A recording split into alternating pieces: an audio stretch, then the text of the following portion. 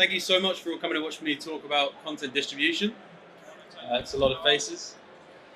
My name is Oscar Frost. I'm an SEO and content executive at Cognism, and for the last few months I've been focusing on building a content distribution process for the company. So that's what I'm going to talk to you about today. We're going to run through why you should bother distributing your content, why not just do what most people are already doing and just upload it to the site. I'm going to tell you why I can't tell you exactly what to do with content distribution, and then I'm going to immediately contradict myself and tell you exactly what to do. And I'm also going to talk to you about the content distribution funnel, which is basically the product of my labor for the last few months. I'm going to talk about testing everything, which is something I really value in marketing. It probably is with most of you as well. And then we'll just run through some closing thoughts as well. So thank you for coming.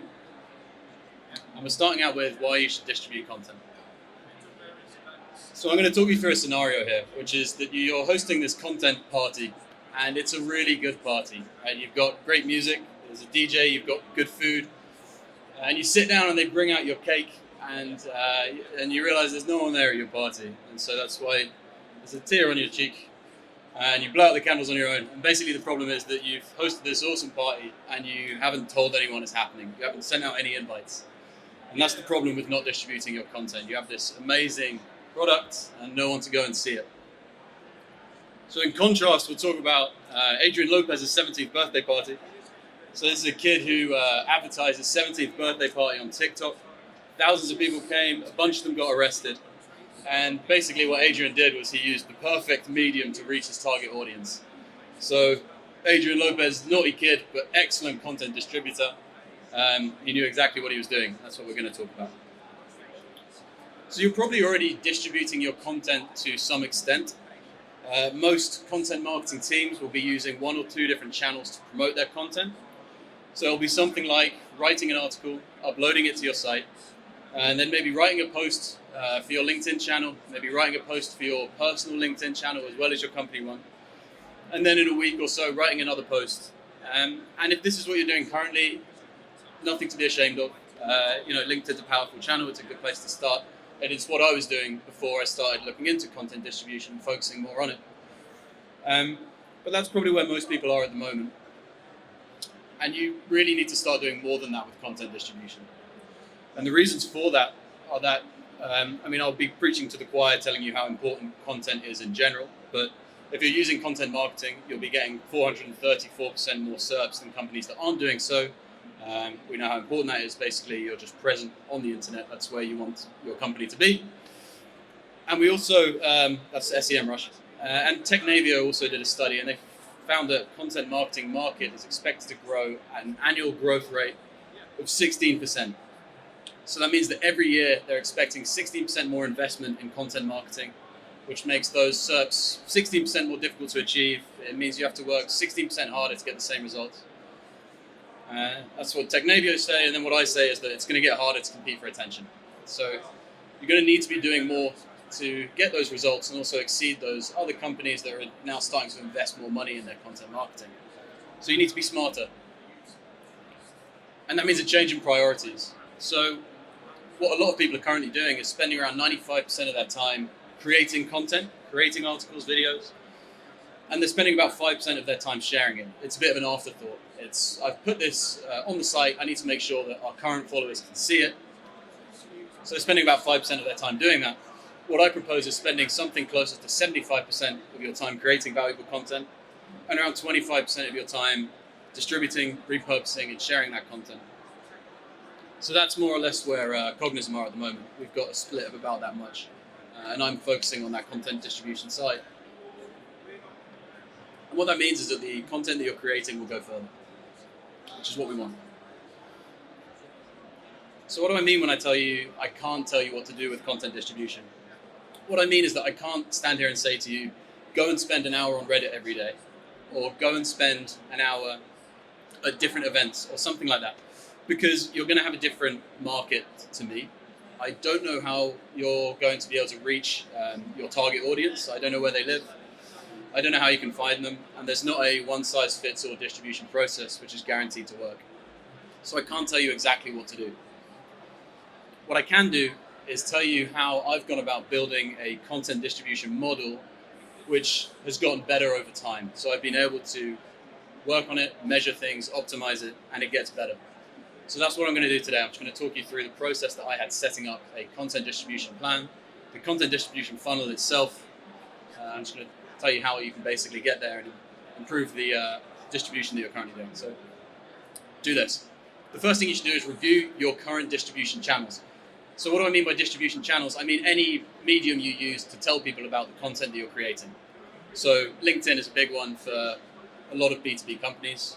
I imagine most of you are on there. But what you want to do is take a look at all of the different channels that you're using and work out which ones are working well for you. And you can do that by using things like engagement, that's the most obvious metric. Also any other available statistics you can find. So if you're using particular tools to share your content, you might be able to measure different metrics which will tell you how well it's performing.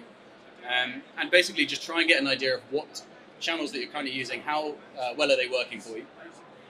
And if you're in doubt, use some UTM tracking links. So just stick links on the end of any content that you're sharing, and then you should get a good idea of actually where the interest is coming from.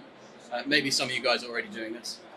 And also have a think about new channels which you maybe should consider using. So do some research, have conversations with your target audience, work out where they're living, work out how they consume their content, what kind of language they're using, where they actually hang out, and get an idea of where you can go to speak to those people and show them what you've been working on.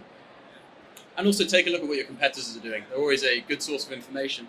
I put here to use your competitors for inspiration, not confirmation. And what I mean by that is if you see that a competitor is doing something really cool, then maybe have a go at it. If you see that your competitor is doing the exact same things as you, that doesn't mean that that's good enough. You should still, try and do better than they're doing. So still carry on doing some research and come up with some new ideas for content distribution. And if you do these things, if you research and review your distribution channels, you'll probably end up with a pretty solid distribution plan. So something that works pretty well. And I imagine this is where a lot of people currently are. So I wanted to do more than this. So what I started working on was splitting my channels into a funnel. So basically this means that for every channel that I use, I wanted to categorize it as either an antenna, a hybrid, or a subscription channel. And I'll tell you what they all specifically mean. But every channel that you use should fall into one of these three categories. So an antenna channel is basically the first place that you'll find new people who haven't seen your content before. So think like a bug's antenna. It's how they get around, it's how they explore. And you can use these channels to find new people and bring new ideas to your content. I'll give you some examples of those in a sec. A hybrid channel operates somewhere between an antenna channel and a subscription channel. So you're still able to have those conversations with people and learn about your audience, but you also gain more subscribers by doing that. And you're going to start getting aggregated results when you distribute things. That's really the purpose of this, is aggregation of results. And then finally, you have subscription channels. And basically, it does what it says on the tin. You want to get more subscribers so that month on month, you have more people to show your content to. So basically, with this process and actually building content distribution into a funnel, it means that rather than saying this month I put in X amount of work and I got X amount of results, it means that this month you'll get X amount of results, next month you'll get more than that because you're gaining subscribers throughout the process. So it's a focus on subscription through content distribution. So I'm going to jump into each of these channels in a bit more detail now. So first we have those antenna channels. So going out to find new people and new ideas and bring it back to your content team. So a few examples of these are things like Reddit, Discord, Quora, online communities you might use. So for example, I talk to a lot of salespeople, so I use Sales Hacker. Those types of online communities, and also social media pages, which is more or less the same thing. So these channels, you find them basically by working out where your audience talks to each other. So where are they having conversations that really you'd like to be a part of? And go and try and join these communities and get involved in them, have discussions with your audience. What are they good for? They're good for figuring out what kind of content your target audience wants and how you should present it. So understand how they speak to each other and work out how you can be speaking to them. And they're also good for sharing parts of your content and letting people know where they can find you. The tip here is that these channels won't excuse salesmanship. So you can't go into them really trying to just show them all of the content that you've made or bring them to your site or asking people to do things for you. Because as soon as you do that, people won't listen to you. And on a lot of these channels, you can actually get kicked for doing that kind of thing. So you just want to go out there, have helpful conversations, lead with value always, and just start having some positive conversations. Let people know who you are and let them know where you can find your content. and do it in a helpful way rather than an overly promotional way. So that's the purpose of the antenna channel. Next we have hybrid channels, and these are really the most powerful distribution channels that you can use, which is why chances are these are the ones that most of you are probably starting with. This is where most companies will start because LinkedIn, Twitter, Facebook, they're super powerful. And I think really the reason for that is that they you get sort of both results from them. So you're able to figure out what kind of content your target audience wants and how you should present it, because you're still able to have those conversations and sort of see through a window into your target audience, what they're up to, the conversations they're having and what they're interested in. But you can also direct followers to your content, and you can direct followers to your other subscription channels. So it's really like a two-way thing, right? You're using to get information, but also actually take people to move them towards your subscription channels and get them subscribing on these channels too. So they operate in both ways. The tip here is to measure everything. It's something that I'm going to touch on later because I think it's hugely important. But data is the truest source of feedback you're going to get. So every time you do a post on one of these channels or a campaign on one of these channels, just make sure you're measuring the results and use that information to build the next campaigns that you're creating as well. Finally, we have your subscription channels, and this is sort of the key to this content distribution model. And that's making sure that month on month, you've got more and more people who are going to see your content every time you publish it.